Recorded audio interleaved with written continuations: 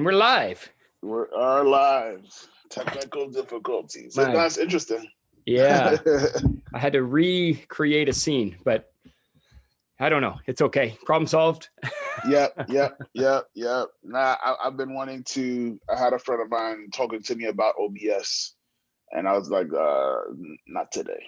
Like it's too much for me to handle right now. But I know that it has so many great functionalities, to be able to like really customize the experience and show stuff in the background and all these different things. And I was like, oh man, like I gotta figure that out at some point. But to think of how to do that at this current juncture is like, I can't do this, man. It's and as we this is like an interesting topic all on its own, but to be an entrepreneur, there are a billion things you could learn. That would take everything you learn takes time. And it's so helpful to have somebody who knows that you can just like shoulder tap and say, hey, can you run this for me? And Joel and I joke all the time about how many skills we've learned amateur level, like not good enough to be experts, but good enough to do things like this.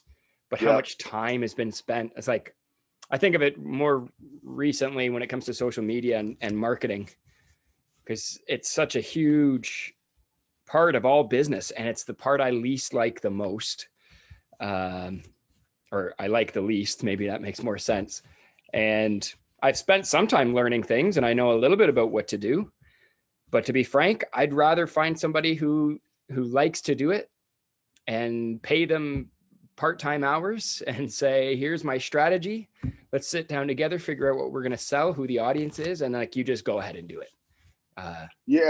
It's interesting you would say that because, and this is a good topic, and just the love and hate relationship of entrepreneurship, and the things you love typically fall into the line of like, is that the thing that will ultimately build a business, right? And so as you start looking at it, there's a book I was reading called Sell Like Crazy. I just started reading it. And it talks about this idea of how many artists are practitioners, right? So you practice, you have mastered some form of craft. The problem though is that the business side of it requires marketing and not just knowing how to do the craft. And so you think about structures, things of where talent is just not enough. Yeah.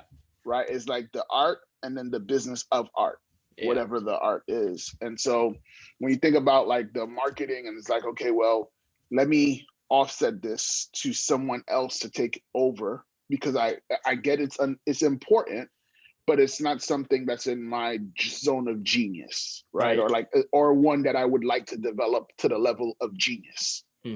And I think the challenge, I don't know if you found this to be true, but I found like the challenge of thinking marketing is part-time is part of the reason why it's a problem. Right.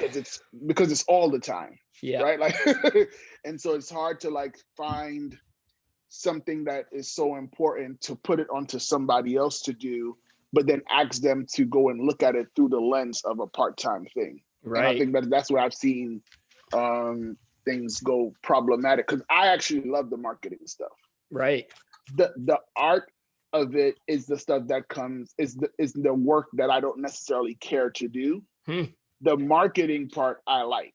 I like because this again goes back to what we talked about last week. Like marketing to me is a problem solving thing.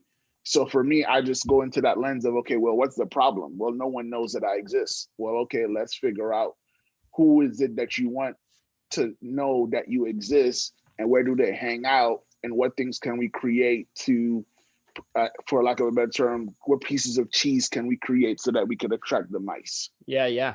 And I like that stuff, but it's like the part of like, well, to develop, like, let's say the art of speaking per se, to me, it's like, well, I'd rather just learn human psychology and I'll just do that, but I'm not going to work on practicing speaking.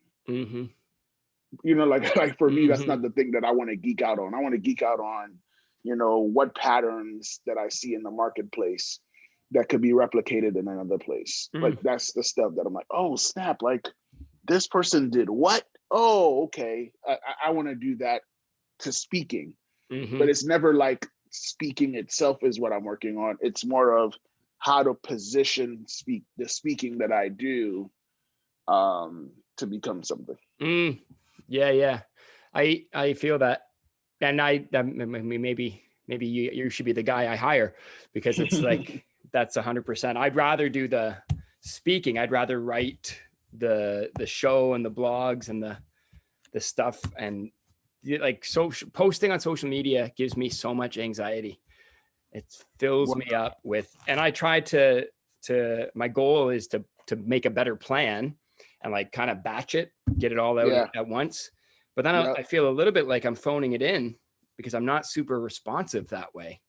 It's like, I set it and forget it, but there's an element of needing to be within touch of the posts that is important, I think. So anyway, it is challenging. It's a challenge, man. I think it's funny. It's interesting you say that, because I'm seeing a lot more people who are talking about the anxiety of posting, right? Like the anxiety of like, when do I post? How do I post? What is this? What is that? And they're like, they're already at their threshold when it comes to thinking about it.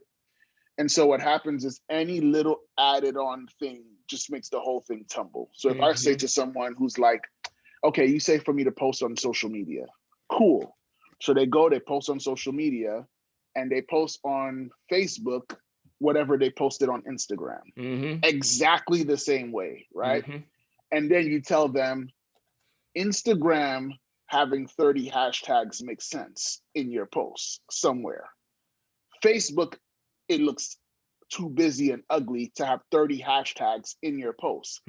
When you say that to them, they'll say, oh my gosh, you mean I have to learn 2 different platforms?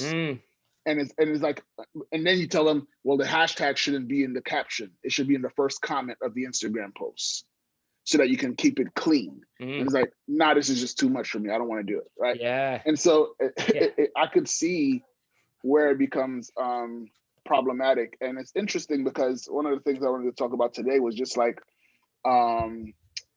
what place does rules play in whatever it is that we're doing? Like, why do rules actually matter, right? Because it's like, there's a certain way to do something, and rules allows for those certain things to happen more regularly.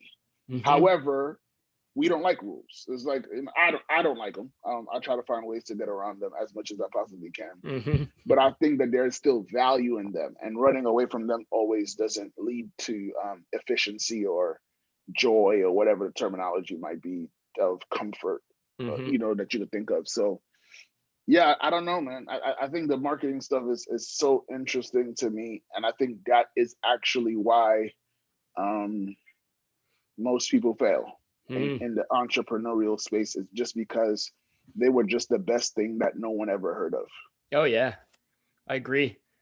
There's when I quit my day job in 2015, my buddy hosted a party for me, an entrepreneur's party.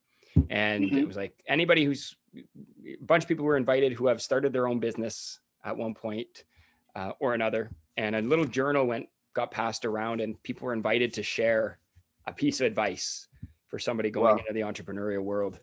And one guy who's been in business, I don't know, by 5 or 6 years by this point, the only thing he wrote was marketing. Like, I wish I had learned the value of it earlier, and I had spent more time and money and energy doing it right. And despite that advice, I still, I mean, I at one point I found somebody who was willing to run my social media platforms for me for like $100 a month, which was a steal. And she grew my platforms to this great big number, and we were posting every day, and it was great. But obviously I couldn't sustain her value after, a year. She was like, so $100 a month. I was like, yeah, that's That's pretty low. And Right, unfortunately, I right, don't think I right. can pay you more at this point. Yeah, But now if I want, if you wanted to find somebody to do that for you, you need somebody. Like it's a serious investment. yeah. It's not a throwaway, and No, it's a job that it's a warrants a job. salary. It's a Like it's not salary. a part-time thing, because there's just so many strategic things that come into play when it comes to having to develop that type of stuff, right? It's like, when Yeah. do I post? Themes, consistency, um, forecasting, like, and then like you said, it's not something you can really set it and forget it, right? Because if you go and set it and forget it, you might actually post something that's so irrelevant that it damages all the work that has been done already, Totally. right? Totally. And so that's why it's like, okay, well, do you like doing it? Like, I was writing an email this morning and I was just thinking about, like, this whole social media thing had this thing where people kept talking about where the money resides. Like, a guy had a video and everybody was sharing it. It was like, where the money, and then everybody was saying, I am where the money resides, or whatever. And so if I go and schedule that post, an email, to go out 6 months from now with that topic, Oh yeah. it's going to be relevant. Somebody else is going to come up with another catchy thing that everybody's going viral around. Mm-hmm. And so you got to catch the wave when you can't, you got to catch the wave when it's happening, like as it's coming, to Totally. ride it. And so that's the challenge of social media. I mean, I know people get around it with interns and stuff like that, but again, the key thing is consistency. Mm-hmm. So if you have people continuously changing positions or changing people, Mm-hmm. it's not necessarily going to work. And so I think one of the best advice that I gave to someone was the idea of, there's best practices and then there's best practices for you. Mm. And I think the best practices will say post every day. Mm-hmm. But the best practice for you may be post at least once a week. Right. Right. That way you can continue to manage it versus somebody else. And so some people ask me, well, how do you know when to post? And I say, well, I post out of the overflow of whatever I'm going through. Mm. So I can't help but post it because there's just no more room left for it to go anywhere. Mm. So it's like, okay, I've been talking about this ad nauseum. Well, I might as well make a post about it, because it's like already tip of the tongue versus like trying to muster social Right. media posts or content. So it's Right. like, I always start from there. What are you talking about? If you was to go and look at your life for the last 7 days, what did you talk about the most in Mm-hmm. those 7 days? Mm-hmm. That's a good I'm strategy. just start there and be like, all right, well, I'll just keep talking about marketing. Well, what about it? And then just post it. Because that's really what we want. We want people to be interested, but we don't share what's interesting to us. Mm. Mm-hmm. And then we're like, why aren't they interested? I mean, you weren't interested. Like, what Right. like, Right. why do you want me to be interested in it? Uh-huh. Uh-huh. Yeah. And the other side of it is like, who do I want to be interested? Yeah. Like you said already, but am I reaching human resources professionals in my Instagram account, for example? Or are they better served through an email list, like a MailChimp, where they have to sign up first? I have to give them something for free to get them on the list. Yeah. But once I got them, maybe then they're more intrigued. I look at, like, when I post things, the response is often from, like, there are some loyal people who are more likely to be friends than they are to be strangers, who will respond to the stuff that I post. Often it's students or people that I've worked with in the past, like in a longer term. So not usually am I breaking, like, maybe 1 out of every 5 posts will get me a new follower who's watching a hashtag or something. Maybe someone will share something every 1 in 5 as well. Right. So it feels like a lot of times it's just an echo chamber where I'm kind of getting like the dopamine of having people double tap the pictures, but it's the same people that are double tapping and they already know what I do. And they're just saying, I like this. You know Right, what I right, mean? right, Like right. the game of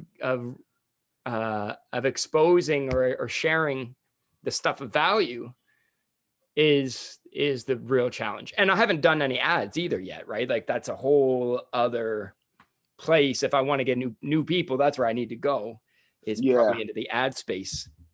But I don't feel confident enough in the non-ad space to feel like jumping into ad space is going to be productive for me or useful. So yeah, it's a trick. It's a trick. And a lot of that for me is figuring out who who am I even trying to communicate with. You think being a speaker in the business for 10 years, I'd have a good idea of who that is already. And the truth is it changes day to day. Some days I'm like, oh, student leadership, that's where I live. Students get me, I get them. Then other days I'm like, well, human resources though, like people who work with people, that's where it's at. Then others I'm like, well, I want to get to like C-level though. I want to talk to execs and share some wisdom with them. And it just is different every single day. So yeah, making my own choice of commitment obviously is where it has to start. But it all, like you say, it all speaks to this, like time is limited. You've got to make choices. You've got to stick with choices and let them run out and then pivot and decide what to do from there. But I often feel that overwhelm of like, where do I spend my energy learning OBS? Do I spend my energy building a marketing plan? Do I spend my energy writing a new show? Should I actually spend some energy hiring somebody and then trying to train that person to be a business manager? Like weighing all of these different things. That's like the soup of an entrepreneur. And I don't know if it's ever really gotten that much easier for me. I think there are yeah. times when I feel like it, but a lot of time I don't. No, I think that this is a good conversation just about just the the emotional roller coaster of entrepreneurship, right? Like that Mm-hmm. probably is a good way to kind of phrase it. And I think the whole idea of like, um, do you ever figure it out? Like you said, choices. I think part of the reason why someone would pursue entrepreneurship was because they felt that whatever was the other choice was somewhat limited, Mm-hmm. right? So you go to say, okay, well, all I can be in this organization is this. Mm-hmm. I don't like that. So I'm going to go and pursue entrepreneurship so that I can have some kind of say in how much, how little, no ceiling. I get to go, if I want to work 16 hours a day, I can. And then the next day, if I want to work 2, that's fine. Like I Mm-hmm. have options, right? And I think that's valid. And I get that part of it. But then what isn't mastered is how do I make the best decision? Right. Because now you go from you didn't have a choice Yeah. to now you have all the choices, all the Too many. choice power. Yeah. And now you got to go and pick. And it's like, but where did that muscle of picking ever get developed when it was picked for me? Right. And so now you got to develop it. And now that's where like I'm learning and reading books and talking about, well, you got to do high income activities, right? So how do you go and outsource stuff that doesn't make you a certain thing? So, this Mm-hmm. thing costs me, my hour is worth $100. This task is a $20 task. Mm-hmm. Go find somebody else to do it for $20 and give yourself the $80 to do something more productive Right. or making, and it's easier said than done, because if you don't have clarity, you'll just hire somebody else to just go and make a bigger mess, Yeah, exactly. right? You start feeling, I've felt it where I hired an integrator and she was supposed to be my business manager and she was great. The problem was I wasn't ready for her. Mm-hmm. And so in the moment, I thought she wasn't great. I thought she was horrible. Mm-hmm. Looking back, I'm like, after going through it, discontinuing the relationship or calling a pause or whatever, if you will, I realized that I actually set my lack of clarity made her have to figure out how to win Mm-hmm. with no scoreboard. Mm. It's like, hey, I want you to keep playing. What's the score? There's no scoreboard. Right. Like we don't know what the score is. Right. Like just keep playing. Yeah. And then but as I'm telling her to keep playing, I'm asking myself, what's the score? Uh-huh. And she's asking, what's the score? Uh-huh. And I'm like, well, maybe we should have figured out what a score equals. Yeah. Right. And because that wasn't very clear, I wasn't ready. And so I think that's the part of like decision making, and all the stuff we're talking about has nothing to do with the product or service. No. And I think that's the part that's so challenging, is that we focus on the product and the service solely, and then we're like, all the other stuff, it'll fall into place. Uh-huh. And then it's like, yeah, but it's so crazy how if all those other things are figured out, you can literally plug any product or service into something and it works. And it's like, yeah, that makes sense, but I just want to do product and service. And it's like, yeah, like we got to figure out, or like you said, and it's so expensive. I said, what you don't know costs you so much. Totally. And so you're like, well, I'll hire somebody. And it's like, yeah, but the person who really, you still got to know something. You can't go and say, hey, like, it's like, we think about like, hey, go do all the work for me and then I'll take it. Yeah. One of the things, who told me this? So somebody I was talking to, and I had this idea about, he said, you should write a book on this. And I said, maybe I will. I don't know yet. But it's this whole idea of what people are doing in this day and age when it comes to building businesses, is they're all creating a business. It's a crazy thing. I know this is just, let me just jam with you for a second. Yeah. The crazy thing I've found is that you create a business because you don't want to be owned. You want to own. But what's happening now is people are creating businesses to be bought. Right? And so essentially what is happening, and this is a term that we were talking about when I was talking to my friend, was this whole idea of business surrogacy. Right? Yeah, I'm going to birth this child, but I want someone else to raise it. Right. And then so you go and you create a WhatsApp, and then Facebook buys you. Yeah. And then you go and you're like, hey, I just want to build something that will be bought. And so you do all that work with the idea of, if it can get it to a certain threshold where someone sees all these assets are worth purchasing, that would be absolutely amazing. I want that. You know, and so that's what's happening. It's like now I don't see the people who are playing a bigger game are thinking about, how does somebody buy me? No doubt. What do I need to get bought? So they have the assets. Hey, I got a list of 20,000 customers and I have this. And the other person who's like more in the art, they're like, hey, I sold 1,000 paintings. Oh, that's great. So you have 1,000 mailing address, emails and stuff. And they're like, no, I didn't collect any of that information. And it's like, well, then you don't have a business, because what am I going to buy? Right.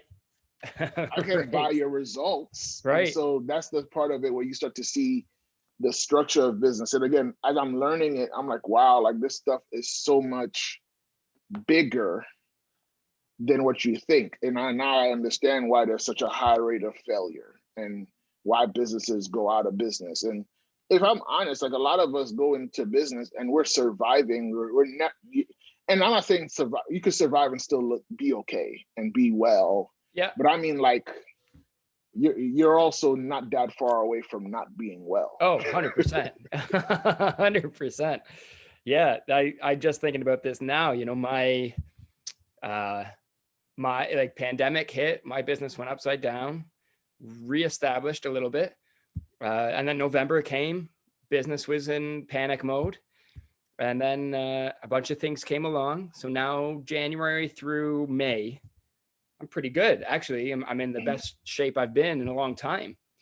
But June and July and August, September, and like, there's nothing else coming after this 4 months period is done. So I'm starting to go like, yeah, like that line between surviving and the thriving and surviving and failing is like, it's like your dotted line on lined paper. They're close to each other, very, which is encouraging and discouraging simultaneously, because it means I could turn around, I could produce something. If I get it into the right channel, if I get the right marketing mix, I can make sales and be back on the survival train. But now I got to figure out, what is it that I want to sell? And I battle with money a lot. it's one of my psychological hurdles. Every single time I make a sale, I like have this other voice of me that's like the anti-capitalist, anti-consumerist machine, you know, kind of going around and around in my head. Like every time I sell something, am I really creating value, or am I taking money from somebody who could use it in a better way? Or am I charging enough, or am I, you know, what is my contribution, and am I doing harm in the long run versus some service or some good?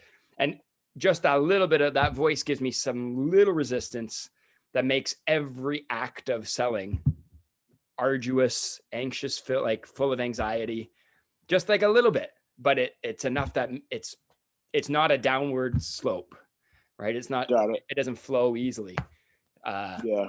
And it's gotten better for me, but I'm still like, and that imposter syndrome kicks in, of course, where you're like, who am I to ask this much money for this course?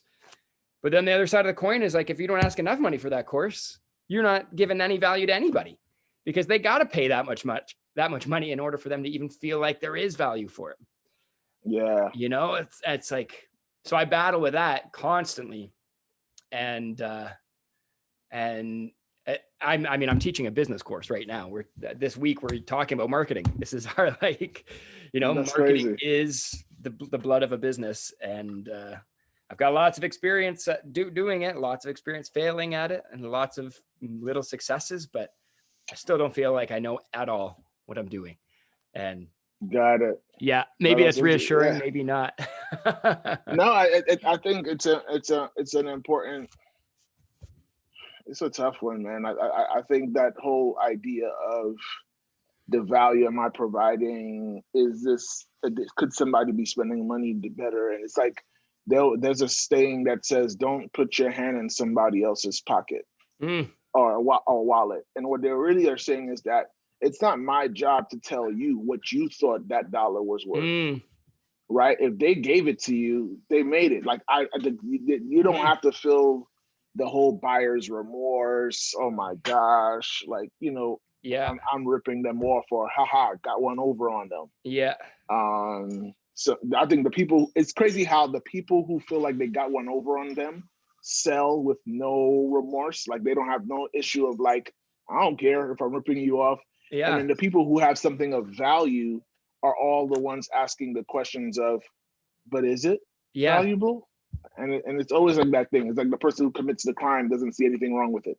Right. Hey, you stole somebody's car. The audacity you have to do that. Right. And the person is like, I would never do something like that. Like, yeah. It doesn't belong to me. Yeah.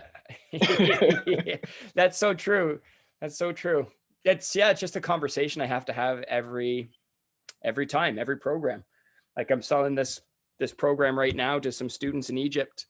It was 4-week leadership training, which I actually think is undervalued in as far as the price point. But at the same time, the PayPal, deposits start coming in. I'm like, are they sure they know what they're buying? Am I sure I know what I'm offering? And like that whole self-doubt conversation, even though I've had it a billion times, and I've done my own therapy on it. I've written about it. I've read the books. It's still, this voice is just there. And I think maybe it's a good check to have, like you say, maybe it's a check and a balance to make sure that I'm not looking at, manipulating. But anyway, that's what's been on my mind this week, is thinking about, how do we continue to build a business when there's so many things that could be done, and getting clear, and then making decisions and using time wisely. That's all in my space, my head space. Why did you decide to get into business? It's a great question. Like I think you mentioned earlier, I wanted to control my schedule mostly. I also wanted to be the creator. I wanted to, put my ideas into the world in a way that nobody else could touch them. Nobody else could say, that's mine, or you have to do it this way, or you have to change that piece so it fits within our corporate context. And so far that's I've reaped that fruit. I have made more time for myself and done those things. Would I say it's been like, have I really wanted to help others? Yes. I also think people leave a lot untapped. Like, people leave potential untapped and they don't give themselves enough credit. Mhm. And so I think there is value created when I speak or when I write or whatever. But primarily my interest in being an entrepreneur came from my self-interest before service, I think.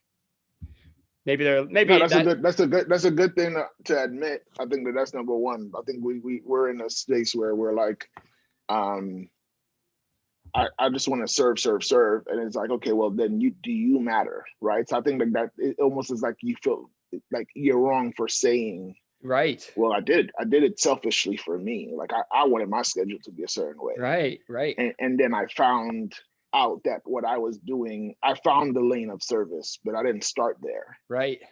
And I think that's something I think that often gets lost, and because it gets lost, you feel like you're kind of going through the motions. Totally. Because what happened is you never matured, and I'm just speaking, I'm not saying you, but I'm just saying in general. Yep. Like when we don't mature that self part where you're like, I want to control my schedule, I want to be a creator. So you did that and you put it away in a box and you took the service box on. And then what you did was you grew the service lane and left that other thing that got you started alone. Mm-hmm. And it never matures. So you don't know what's next after you create your schedule. What do you want to do now? And it's like, it's not that. What you're saying is, what service can I do now? Right. And what happens is that passion is left ignored, that root cause. And then years later, you're like, I've become a slave to those I serve at the expense of my joy and happiness. Yeah. Totally. It's such the tension is real. The tension is real for sure. And this is another thing. The people I want to serve the most can't afford to keep me in business, I think. Mm-hmm. Right? Yeah. What I want to do, this is a big one, actually. I can't believe I've overlooked this in this conversation. I regularly think, like, I want to serve, I think education, it can be the equalizer. We're in a long way from it actually doing that. But as far as our tools in society go, education feels like the one that has the most stock or the most potential at helping the less fortunate, those who, otherwise might not have the resources, help them get resources or build tools or build capacity. So education feels super important to me. I often describe myself as a parent to society. When people say, do you have kids? I'm like, no, but I'm a parent to society. Like, I'm parenting everywhere I go. And the ones that most need it are the ones that don't have any resources to pay for any of my programs. So maybe public schools, I can go through schools and people can hire that. But then I'm like, is that the best way to spend, is me going and spending an hour with an audience of 800 students? Is that really high value for those students? Am I really delivering on the promise of education? Maybe 50 students walk out of that room and have a life-altering moment where they choose differently and it changes their life. But maybe not. Maybe $1,500 or whatever I'm charging could be better spent on buying a class set of books or something that would go a little in a different direction. And so I think, okay, well, maybe I can, as a business owner, spend some time doing high value, high ticket items for people who can afford it, AKA tap into the corporate world, charge $5,000 or $10,000 for an hour, and then spend, a 1 hour a week serving those who can't afford with just free programming or free whatever. Which I like it, and as a business model, but I still struggle with the selling to the corporate world, thinking, well, they don't really need my help. Like, maybe, but these people already, it's like I'm catering to a crowd that has already been catered to a bunch, So that's another piece of this whole puzzle in my mind about what is my business. No, it's a legit. I think there's a lot of people who fall within that line of like, I want to serve those who can't afford to help, that can't afford me. So then I have to go to somewhere else to get the money so that I'm still okay and can do that, right? Because I'm not gonna not do it, but I can't do it if I'm, not if my, that whole Maslow's hierarchy of needs, right? That's it. Yeah. So if I'm not taken care of, how can I really go and get to that point where I can take care of somebody else, like Totally. that kind of thing. Totally. And so I get that model is the only tough part with that model. It's almost like somebody, like there's this memes, there's memes that come out about this anytime tax season is coming around. Oh yeah. And they'll show a guy dating someone who's less, who he probably doesn't like, but it's like, hey, it's tax season. I gotta do it. I gotta go and date her. Like I gotta make some tough decisions. Yeah. And so when you think about it from that perspective, the problem is that you can only do that but so long before getting numb. Right? Like you could do that, but all right, well, I'm really passionate about helping the kids, but I'll go sleep with the corporation for a day and get what I need and then come back. And it's like, yeah, but then you're just you're almost like then you become a motivating slut, for lack of a better term, because you're like, I kind of gave myself away to somebody I didn't really want to, and now I'm coming over here. And that's the part where I think it's so important to have clarity there, because you can't undo that. Like you start to walk with a stain on you the whole time. And so now it becomes like, how do I do this? So when you said earlier, like, well, I want to speak $1,500, could they have spent that $1,500 better? Whatever the answer to that question is of what the better is, being the creator, you can also create that too. Right. So they're like, yeah, they could have spent this money on books instead. Well, then create the book, right? Like that way. So you become the ecosystem. Every single pivot or door that you think they can go down, you ask yourself, how do I become that door too? So that I can be the mall that they do business with, versus go over here, and I'm not saying for you as a creator to be like, well, guess what? I'm going to create motivational straws because they got to drink something. They got to drink from this. Obviously not that. So it needs to be complementary to what you already do. Right. I would hate for you to be like, hey guys, guess what? I came up with, brain sprouting sweatshirts, right? For gym class. Yeah. Like you don't want to be all things to everybody, but there are ways to be more than one thing, and see like what else do they have. So like you want to go and okay, I'm gonna be the French fries, the ketchup, the like do that stuff. Yeah.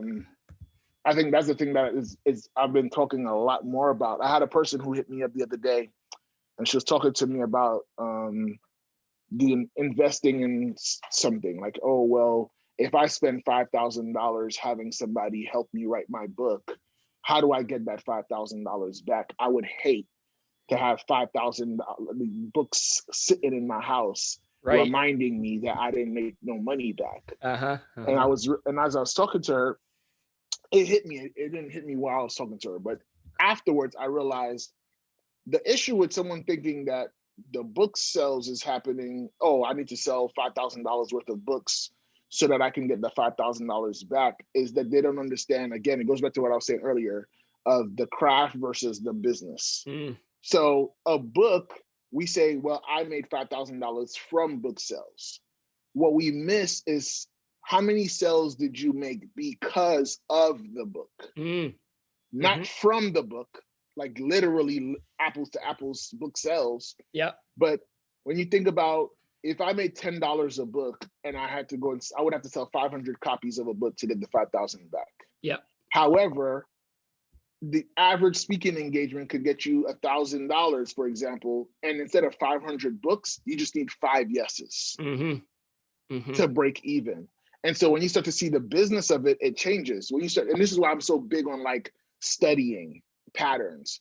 When I looked up and saw Beyonce when she went on tour in 2016, they said 88% of her money did not come from the songs. 88% of the money came from her touring. Right. And so if you're not on a tour, you're not gonna make the, like 88% of her money came from that. Like, and so when you think about that, I'm like, we're maybe misusing our assets. And we're like, I gotta sell more books. And it's like, no, you just gotta use it differently and get something that already has like a high value number to it.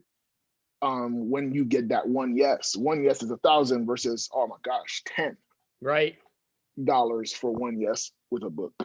Yeah, no doubt. It's good. That's good. That's a nice reminder of the value adds. I love your metaphors. I always say this, but you're like, don't be the store, be the shopping mall. And that, as you were saying that, I thought, why there's a moment of doubt. Like, okay, so if I'm the mall, why is that fair? Should I be the mall? Or should I be a store in a mall with a bunch of other stores that I trust to deliver? Like, I'm sure there's some, it's not a perfect metaphor. I'm sure there's some, bleed with between both. But then I thought, no, if I'm offering anything that I think is important, then I should want to be the mall, because I should think what I have to give people is something they want and need. And like, kind of like, yeah, you should buy from me because my program is going to help you, not shop around because I want to make sure you get the best deal. It's like, yeah, I want you to have what I can offer because I know it's good. I know it will work, and I know it serves this group of people. And contrast that with imposter syndrome a little bit. We got a little more tension, but that's it. That's 100%. Yeah. If I don't believe in what I'm selling, then why am I selling it at all? Right? Like, if I don't think I have a program worth offering, and I'm concerned about it being, priced at the right point, am I undercutting my own value of the program because I don't believe in it already? It's sort of like an all or nothing kind of situation. Thinking about it from that perspective, but it's a tricky one. It's a slippery slope indeed, man. Because the minute you have something and you have that imposter syndrome, and someone tells you something that feeds into it, whether it's hey, Gio, we want you to come speak at our school. We have $500, and I'm like, is it worth 500? Like, you start, because the imposter syndrome says, well, I guess it's 500. Like, they wouldn't tell you they have only 500 if it was worth more, right? Like, you say that stuff. But then I think at some point, and I don't know exactly what creates this point, but at some point you say, no, I'm not doing it for no less than this. And it's because I understand the value of it. And what people do is they borrow whatever you believe. Totally. I like that. So now you're going, so they borrow it. So they're like, oh, well, you think it's 500? So you negotiate. Well, is that all you have? Versus, the way I responded to that email was, it's not 500. I understand what you have. It's not 500. It's 1,500. And so what I suggest is looking for more creative ways, possibly, to find the remaining 1,000. Yeah. Now, what that does is, I'm not telling you that your money is not enough. Like, you got to go find somebody else. I'm not saying I don't want your money. Right. But I'm telling you that it's not the price. Like, you didn't reach the price yet. So you may need to go and get some other contributors. And so what was interesting was, because of my belief ability in it's 1,500, they go and say, I say, hey, go to another club or organization within the school and find out if they're willing to join you in this thing. And then 24 hours later, oh, we have it. We got $1,500. Yeah. We have 1,500. We partnered with these two other clubs, and it's like, but the money was always there. Yeah. My belief was the thing that was supposed to activate it. And if I don't give them my belief that it's worth it, Right. they would have just stopped at the 500. Right. Yeah, no doubt.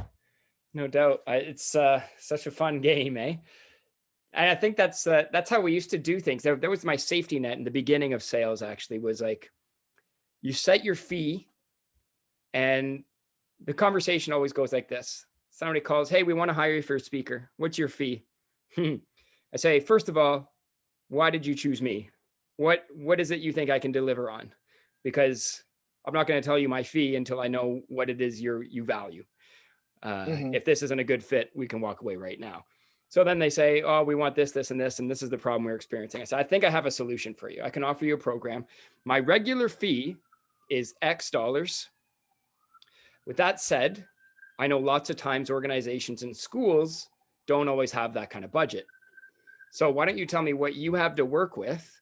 And then if we need to, we can get creative about making up the value.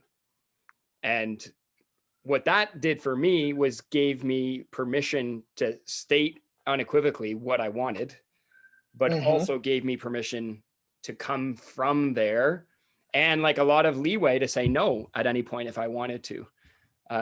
And what often would happen is they'll come back and maybe they'll have 75%, or they'll have, 50% of what I ask for, but then they'll go and be able to find another 25%. So they'll get to 75, or they won't get maybe the full fee, but then they come back and they say, okay, we got 75%, but we're also going to get a bunch of our students to do video testimonials for you after the event.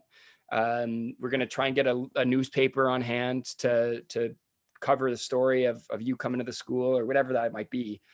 And all those other things can add up to another gig, or sometimes it's like, no, we can't do it now, but we'll hire you again in May to close the year.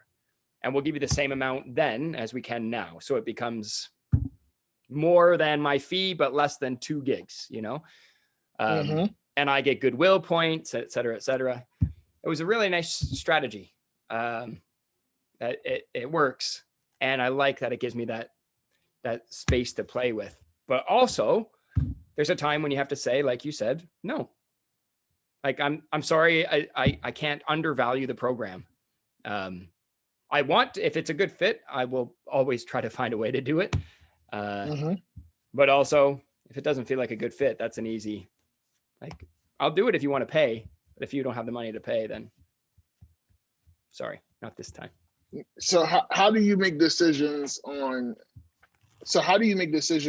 things where you're not paid? On fit? Generally, if I have the time, if it's not too much by way of travel, or like, so it's easier to do that now, actually, from everything being in my living room. But before, if it was going to take me like a day of effort, and somebody has no budget, they got to cover my expenses to get to and from. And I'll only say yes if it really feels like a good fit. As in, they have a problem that they're clear about, and I have a specific solution to that problem that I address, and I regularly address. The other time I'll do something for free or close to free is if I have a new bit or a new bit of material I want to try out. Then I'll say, I won't give you my regular program, but I'll give you an unpolished presentation that I'm working on. You say this? Yeah. Say it's not like amateur. I'm a professional speaker.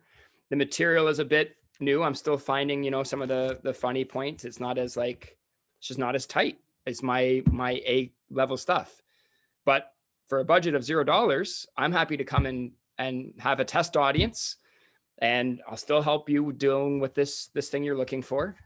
Again, it has to feel like a fit, but for me, that can be tremendously valuable in and of itself, because, as you know, material is only as good as its test audience, and I've written so many things that have just flopped without the test. So that's another way I'll do that.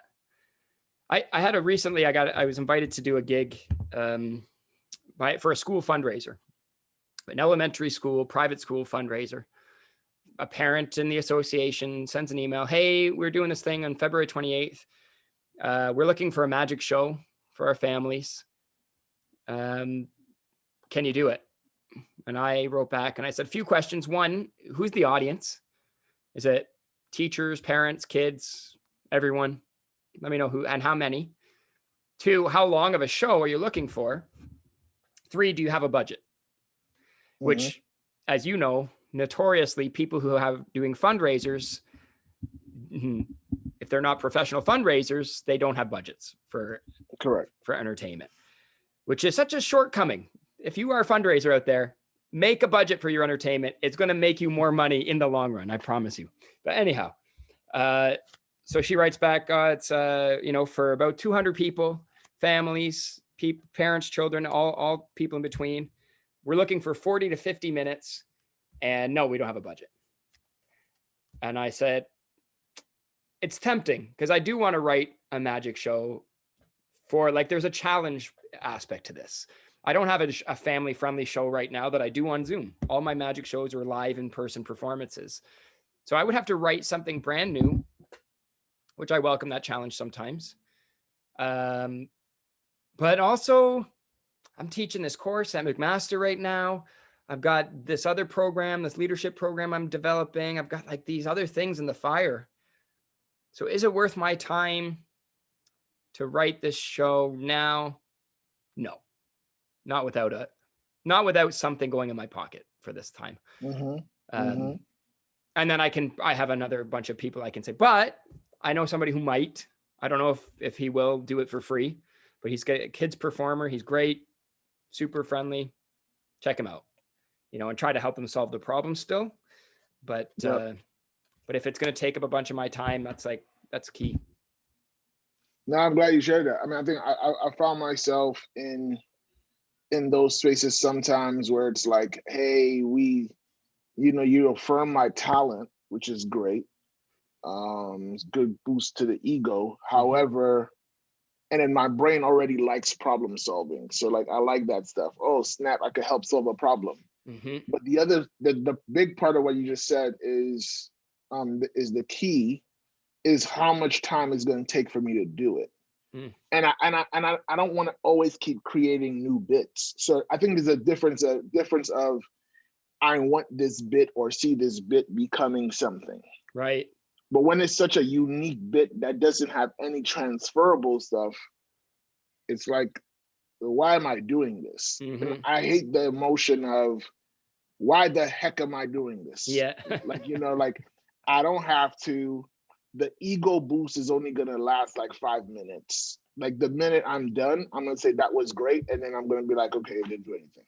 Yeah. To me, right? Yeah. And so that's the thing I realize in everything that I've been reading from all these people who are very successful has always been like the most popular word you could use is no. Like that's the power word. No. We want yeses, but the way to get the yeses you should be getting is to use the word no. Right. And so as I'm thinking of this, it's like I gotta use that more so I could give myself the space to do the bigger yeses that I desire. Right. It's like, oh well, because again, I could come up with a speech in 20 minutes and feel like and speak for 45 minutes, or like, hey, you need to talk for an hour. I can come up with an hour. That's not a problem. But we also don't realize, like, mentally, for me, it's still not good that I could do it because it's setting me up for something else that's worse. Yep. Or I'm ignoring something. Because again, like you said, the most valuable asset we have, which is not replenishable, it's not like you could go to a store and buy it, is time. So yeah, I could do it. Yeah, I'll talk for an hour. But then in my mind, I'm preparing it. I got to deliver it. I care. I'm dealing with emotional capital as well as mental capital. And that part I think can't be overstated. Like like it's not good, man. So Mm, I'm speaking out loud, but I'm seeing it, and I'm like, I'm resenting them more than it's like okay, I did it. The box is checked off. yeah. And I think sometimes I go and say, well, I'm glad I did that. I did a good deed. But then the question is like, I don't want to be good deeding, like with ing. Like, hey, well, I'm just a great charitable guy. Like, it's Right. like, yeah, every now and then, but not like you keep coming back to the well because I'm charitable. Right. It's like, where does this go from here? Yeah. And this is where I think you got to be selfish, because most people are Uh-huh. like, they're self-serving. Like, I need this for something, but it's gonna help you too. And it's like, yeah, Yeah. is it gonna help me? I'm not sure. Uh-huh. So Uh-huh. it's crazy, man. But like I said, the ebb and flows of entrepreneurship is interesting. Yeah, I think like this, if I had to pick a theme, I think it's time. It's like in this conversation, we've, started talking about using software, like investing time. Is it worth the time in the long run? And we're trying to figure out, what as entrepreneurs, where should we be putting our energy, knowing that it's the one thing. It's the thing we have the limited amount of, and every decision we make uses some of that. Just the deciding itself, not carrying through on the decisions, but the act of choosing is time Yeah. consuming. And so it's important to get a sense of like, what is it really that we're after, so that when we decide, we're most efficient, and we're making choices that align with what we're trying to create. Definitely, like, I'm going to go away from this conversation and start graphing in my time a little better. No, I'm literally, that's where I'm at. Like, I think I've gotten to a place where wasting time is or having someone else waste it is sickening. Mm, Before it was like, it annoys me a little bit. yeah. Now it's like, it pisses me off. Right? Right. It's like we're on a different level now. Now it's like, I don't even like you anymore because you did this to me. And ultimately, it's not what they did to me, is what I allowed them to do. Right. Yeah. So then now I'm pissed off with me. Yeah. Yeah. And I don't like that too. I don't like being in that position. Misplaced anger. That's right. Yeah, I'm like, nah, I don't like this. I don't like this, man. This is not good. I'm not feeling this. No. Well, man, it's always a pleasure when we get a chance Absolutely, to man. connect. I love that we never know where we're gonna go, and yet there's always magic being made. Always something. Always something, man. So now, definitely, guys, comment, subscribe. Look at it. I think right now, I've looked it up. We're like 250 views away from 6,000. So that's cool. Definitely want to hit 10,000 sooner than later. And then there's some cool stuff. I don't know if you've ever used StreamYard. Have you used StreamYard before? You've heard of it? Heard of it. It's a cool feature. I was playing around with it the other day when I was doing a Facebook Live. I'm curious to know, see what else could we do in terms of a production standpoint, even if it's like to play around with it and see if there's an added skill that could be learned as we're kind of free flowing with this. So they have like this whole idea of like custom overlays and all this different stuff that I think would be cool. So dope. Who knows? I want to play around with it. Maybe Making Magic will have a facelift of some sort. No doubt. We could move into the live space for sure. We could try an FB or an IG live and see who tunes in for a conversation, like a Q&A. I'm down for playing a little bit. I think that might be it. That might have to be it. I think that a Facebook Live version of it. Dope. I think that I have people who've asked me like, "Hey, I saw you doing something with Making Magic," but they don't know what it really is. Right. Of course not. And so they're like, "What is that?" And when I don't even know what it is. My sister-in-law, listen, I told my sister-in-law what it was, and she was like, "I would want to watch that." But the problem is it's not shared. No one knows that. So I think I gotta do like a Making Magic commercial. Nice. That's 30 seconds that just says, this is what it is. Like, just so you guys know, like, and she loved the aspect of like the diversity. Like, hey, you got a white Canadian, Black American, all these different things. She was like, whoa, like that's different. Like, I like that. And it's like, and this, we don't know where we're going. Right. But that's the beauty of it, is that magic, when it's made, the person doesn't know that they just made it. Right. It's pure. It's pure. Yeah. Yeah. Nah, you just gotta show up. So we'll see. We'll play around with that. I'll hit you up and see how we can figure that out. Love it. Love it. All right, man. All right, my man. Talk to you soon. All right. Take care. Bye-bye. All right. Bye.